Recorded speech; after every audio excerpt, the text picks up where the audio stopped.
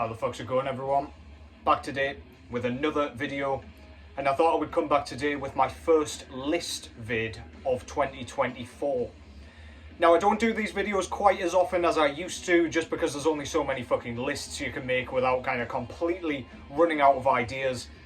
And to be fair, I find that I'm talking about a lot of the same albums over and over again when I'm doing like best of all time lists and things like that. But today's video and today's list, I thought would bring in a few different kind of albums, just because I won't actually be talking about the music for a change today, but in fact the album artwork. So this is completely subjective. Of course, art, much like music, is very opinion based. There isn't like a set list of criteria that you need to hit for people to like it or dislike it. It's just whatever your tastes are. You'll probably like the album cover for a different reason that I will, for example, etc, etc. So yeah, thought this would be an interesting one. These are going to be my 10 favourite album covers of all time, or at least in my collection. But yeah, I'm pretty sure I've covered all the bases that I need to here. Of course, I haven't put all of the albums in here where I love the album cover. I've missed out a ton that I do love.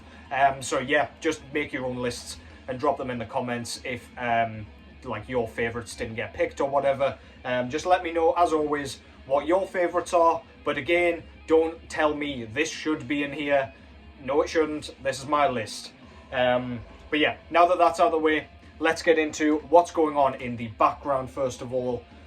I've had this one in the background before of another video, but you already know this one. This is Starspawn by Incantation, their debut album from 2016. This is spacey, kind of technical, kind of progressive death metal. And yeah, not a lot else to say about that. It got a load of hype when it first came out, and this band has grown and grown to a machine that only seems to get praise regardless of whatever the fuck they do.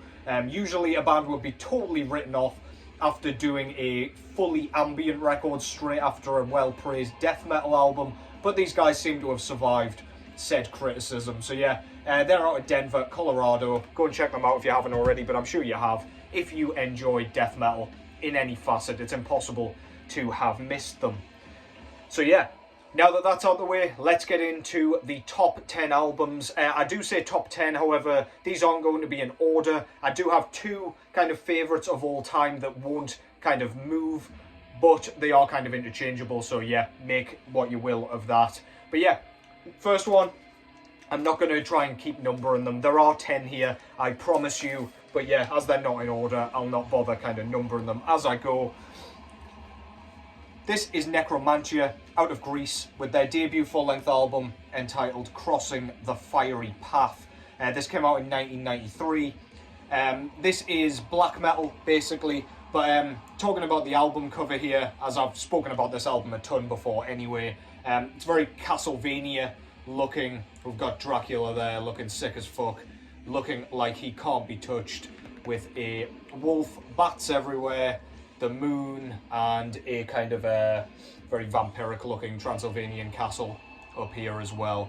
There's something about that art style. It's not like super cartoonish and goofy. It just looks really nicely painted. It's got its own style. I should really have had a look who Sunas, whoever that is, did this cover. I'm sure he did a ton of covers that I also am aware of, but didn't know that it was him, kind of thing. But yeah, one of my favourites of all time. Absolutely love it. Goes with the logo perfectly as well. For me, with these types of bands that have like basically very artistic logos, it's all part of the art for me, and where you put it on the cover really makes a difference. You can make or break an album cover if you just fucking whack the logo wherever, and yeah, that's perfectly done. So yeah, Crossing the Fiery Path, Necromania, stunning album cover. Next up, I couldn't really have a album covers vid without showing some CC. This is Carnival Corps with Eaten Back to Life. Of course, infamous for their artwork and their gory kind of themes and super graphic album covers. But yeah, I think this one's my favourite of all of them. Of course, I do love Butchered at Birth and Tomb of the Mutilated's album covers The bleeding, I don't even know what that shit was. Was it a vagina on the front? Don't know. Of course, on the like uncensored version. But this is basically a zombie eating himself, but it also, I don't know, the way it's drawn, it almost looks like he's kind of coming back together and reforming as he's eating himself, which kind of, I suppose, makes sense with the album title, but I digress. It just looks like he's fucking munching on himself, and he looks absolutely thrilled to be doing so. So yeah, absolutely killer shit. This came out in 1990. This was their infamous debut, much thrashier than the albums that would come afterwards. But yeah, man, that album cover is so sick. I love the way the kind of sky's done. I love the kind of symmetry stood in. Just, I don't know. He looks so thrilled with himself. Killer shit. Eaten back to life. I love the Carnival Corps artwork so much that I even got the colouring book as well. Jess got me this for Christmas, and it's got the Eaten Back to Life cover on the front there. I couldn't leave this alone, to be honest. It's super cool. I don't know when I'll get a chance to do this shit. That was the bleeding kind of censored cover, I think. But yeah, oh, there's Tomb of the Mutilated as well. Looking forward to getting into that. But yeah, anyway, just thought I would show that as we're on the subject. Next up, I've got a band that is pretty well known for exquisite artwork in general, but this is absolutely my favourite, and it's indeed my favourite album by them as well. This is King Diamond's Abigail from 1987, and there's just something super, super eye-catching about this cover art. Again, I'm not sure who actually did it. It almost looks like a Necrolord artwork, but I really, really don't know, to be honest. But regardless, it's got a bit of a like dissection, the Somberlane sort of vibe about it, but it just shows a kind of horse and carriage, basically. And it's just really, really eye-catching to me. I've always loved that cover. Drew me in immediately when I first saw it. It's got a kind of coffin as well. It's like a hearse chariot sort of thing. I just love the way the sky's painted, all blues and blacks, and it goes really nicely with the sort of lamps on top of the actual carriage itself. The horses look pretty sinister, and the whole thing just looks really gloomy and eerie, and I just really dig it. It goes with the whole theme of the record, on the kind of dirt track and everything. Really cool. Again, the logo lends itself to the rest of the piece perfectly. Of course, this is out of Denmark, if you're not familiar with King Diamond, but alas, you definitely should be by now. Absolutely love that cover. King Diamond, Abigail. Next up is an underappreciated album, and I don't really know what people think of the album cover, but I really, really love it for obvious reasons. Out of the Netherlands, this is Severe Torture with Feasting on Blood. This came out in 2000, and yeah, this is basically like brutal death metal, but very, very well done, very well written, and very in your face. But the front cover shows this like horrific looking demon kind of troll monster thing sitting in his cave filled with bodies and gore and stuff while he's absolutely chowing down on this dude's throat. Look at that shit, man. It's got fucking impaled heads and torsos and limbs everywhere, blood all over the place. The cave looks like it's got teeth as well, as though shit couldn't get any more sinister. Yeah, that's just cool as fuck, man. Look at the state of that. Again, ridiculously eye-catching. Misanthropic Carnage, which I believe came after this one, has an equally gruesome cover, but this one always tops the lot for me. Absolutely insane. Just have one more look at that. Fucking clutching on his head like it's nothing as he munches on his larynx or whatever. Absolutely sick. Severe Torture, Feasting on Blood. Great album as well, so definitely go and check that out if you've so far managed to avoid it. Next up is one of my absolute favourites. When I was a kid and getting into this shit for the first time, this cover always stood out to me, and you'll see exactly why, because it's an Ed Repka cover. This is Solstice out of the US with their debut self-titled album, and this one, again, the cover art just immediately gripped me. It basically just shows a kind of huge sudden ice age which has corrupted humanity here. People, by the looks of it, on their way to work, just frozen where they stand. This guy looks like he's having a miserable time. Of course, Ed Repka has that artwork style where there's usually like a main guy or person in the foreground of whatever artwork he's done with some gruesome goings on in the background. But I think this one's quite subtle. It's not super gruesome. You've of course got the frozen dead figure here with a few other people, but like most of the cover is taken up by the kind of frosty city with snow everywhere. I just think that's awesome, man. If you're not familiar with this, this is a Death Thrash project. Rob Barrett, I believe. It's not going to tell me. Rob Barrett out of Malevolent Creation, amongst others, is or was in this project. But yeah, really, really great album. But that cover, man, absolutely fantastic stuff. Solstice with Solstice from 1992, if you are indeed unfamiliar with that one as well. Rattling through these a bit quicker than I was kind of anticipating, but that's fine by me. Normally I'm rambling for far too long. Next up is a cover that, again, when I was a kid, it gripped me immediately. It just brings up more questions than it answers, and it's iconic, basically. This is my favourite Iron Maiden cover. This is Killers, and this is simply one of the greatest heavy metal albums ever written, in my opinion. The first two albums for me are the best by far, the self-titled and this one. Paul Di'Anno's vocals blow Bruce Dickinson's vocals out the water, for my tastes at least. I just find Bruce Dickinson a bit too theatrical, but I digress. I've spoken enough about that and annoyed enough people with that for me to talk about that today. But basically, the cover art shows a version of Eddie with a very kind of 80s heavy metal haircut, holding a hatchet, hacking up some poor sod who is clutching desperately onto his t-shirt. He's clearly already struck him or somebody else once with the axe because it's pissing with blood. But yeah, again, just the background sort of stuff, like the attention to detail with this person peering through the window, wondering what the fuck's going on as Eddie looks best pleased with himself. I love the colour of the sky up here and the kind of dim lighting. It looks like a British street to me in the dark with the street lamp and everything, and the block of flats, the terraced houses. Absolutely great stuff, man. And again, the logo and the title in the sort of chiller font up top there just really lends itself to this fucking awesome artwork.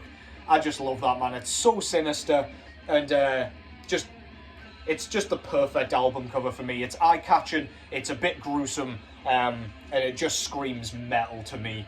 Killers by Iron Maiden. You already know that one, I fucking hope. So I'm not even going to recommend it.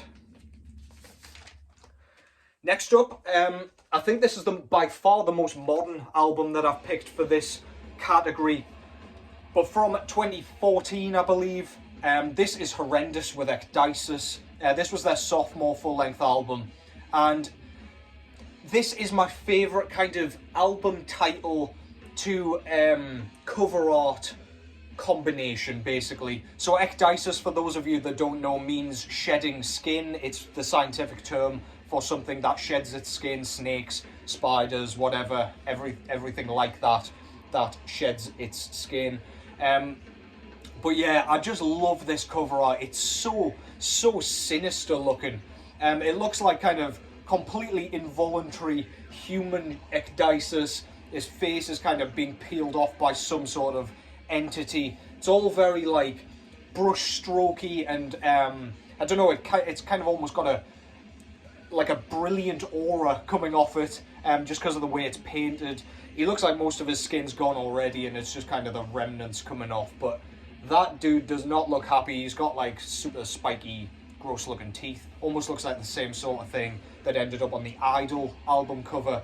But yeah, that's such a striking image to put on your cover. It doesn't really scream kind of progressive death metal to me either, but I digress. This is a killer album. Absolutely brilliant shit. If you're not familiar with Horrendous's kind of first couple of albums, do go and give this a whirl. But yeah, Ecdysis, front cover's absolutely fantastic. I believe I got a vinyl variant that goes really nicely with the cover as well, which just enhances that beautifully. But yeah, really good stuff. US prog death metal, Horrendous with Ecdysis. Final three now, and these will be no surprises, I'm sure. So the last one before my favourite two album covers of all time is this one. Again, one of the earliest sort of full death metal albums that I heard, and to this day, one of the heaviest fucking things I've ever heard. This is Chainsaw Dismemberment by Mortici. This came out in 1999. Wes Ben Scooter artwork, obviously famous for doing like a lot of the Autopsy album covers. But yeah, man, this album cover just screams like 80s horror. We've got a woman here with her legs sawn off, tied to a post with her dismembered boyfriend there. Our serial killer, or whatever he claims to be, in a well-lit porch with his chainsaw. I'm assuming about to come and finish the job, watching her struggle, watching her scream. Absolutely horrific stuff. Brilliant though. Love this kind of zombie's head mounted on a post. I don't even think it's a zombie, it's just some guy's head, but really fucking cool, man. You know exactly what you're getting with this. All the sound clips and everything from horror films flowing through this. Just the artwork screams that's what you're getting. Super gore-ridden, absolutely blood-splattered, absolutely brilliant. Mortician, Chainsaw Dismemberment. Killer stuff. One of the most striking album covers I've ever seen. And the final two. So I'll start with my favourite album of all time. Y'all know where this is going. But this is also one of my favourite album covers of all time. Death's Leprosy. Another Ed Repka. I was actually going to kind of keep myself from replicating... replicate? No, there's nothing there. I tried. But yeah, Death, I found them through Scream Bloody Gore, so I saw the album cover from Scream Bloody Gore, went to check out Death, and I only had enough money to buy one of them. This was digitally back in the day. I say back in the day, if it was digitally, it can't have been that far away, but I'm young.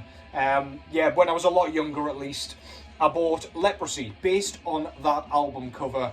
I hadn't heard a single thing from it. It was literally just the fact that I thought the Scream Bloody Gore cover was cool, the logo was cool. I thought, that's fucking awesome, I'm going to check that out. I was into metal before Death, so I thought the more gruesome the better in this case.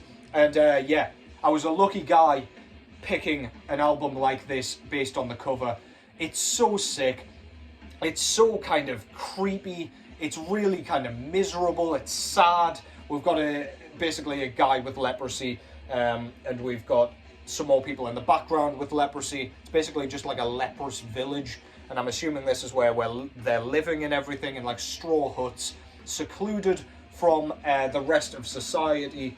And yeah, again, Repka style. We've got a main guy in the foreground. In the background, we've got some more shit that you've got to kind of look at a bit closer. But yeah, seems like a bit of a leprosy cult, which is unpleasant. But yeah, really like the pink kind of aura going on around it. It's very unusual. I can't think of another cover quite as like eye-catching as that, based on the colour and everything. But yeah, again, logo lends itself to that cover absolutely splendidly. Leprosy by Death. Again, not one I need to recommend to you, because you should already know that by now, and you should be singing along to it by now as well. And finally, so these two are interchangeable for my favourite covers of all time. This always ends up in my top 10 death metal albums of all time as well. But yeah, I love this album cover. Again, pulled me in immediately. This is Pestilence's sophomore full-length album, Consuming Impulse, from 1989. And yeah, before anybody says it in the comments, I do prefer this one to the original cover that has like the dead bodies. It's like a collage of dead bodies all kind of Tetrised together. It's very cool. I do love that cover, and I nearly bought the sort of Hammerheart Records like repress with that cover, but I thought, I've got it once. This is actually a first pressing as well that was gifted to me by an absolute gentleman. But yeah, the cover basically depicts a face being overrun by ants. I don't know what has happened for this guy to get in this situation. Seems like it should be pretty avoidable, really. But yeah, it's just like a plague of ants crawling all over his face. The green is super eye-catching with the yellow logo nowhere near the actual picture here, and then like the jaundicey look in his face, the wispy hair, the bright blue eyes, and the ants crawling in his goddamn mouth. All of that mixes together to create a masterpiece of a front cover. You know what you're getting, you know it's going to be gruesome, you know you're going to be walking away from this with a bad stomach, nauseated and wanting to throw up your dinner. Absolutely brilliant stuff. Pestilence out the Netherlands with Consuming Impulse. And that concludes that. I've got a bunch of new arrivals that I will be jumping on to do a video for very shortly, so stick around for that. But that concludes that for the album covers. For now, I might do a part 2 because I didn't kind of do a top 10 there, as opposed to just show some of my favourites. There are hundreds of album covers that I love, so I could do an infinite number of these. I thought, I've done the bad album covers, why not celebrate some brilliant covers as well? So yeah, hope you enjoyed that. Hope you enjoyed your weekend. Hope your work week goes splendidly. And I will catch you in the next one.